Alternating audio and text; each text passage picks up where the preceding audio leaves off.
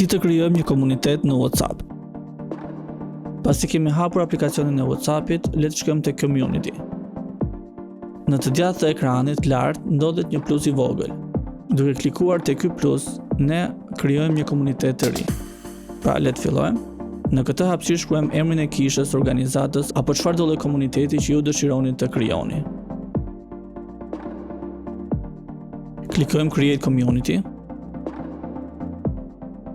Dhe direkt hapet kjo hapësirë ku është komuniteti, kisha, organizata, emri së cilës që ju keni vendosur, si dhe lajmërimet. Pra, kjo hapësirë qëndron vetëm për lajmërimet që ju dëshironi të jepni.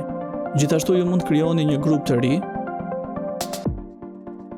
le të themi grupi i medias, si fillim, apo grupi i takimit të lutjes, apo grupi i fëmijëve, grupi i adoleshentëve. Dhe të gjitha këto grupe qëndrojnë në të njëjtin komunitet, pra janë të gjithë pjesë e komunitetit të kishës, organizatës që ju keni krijuar.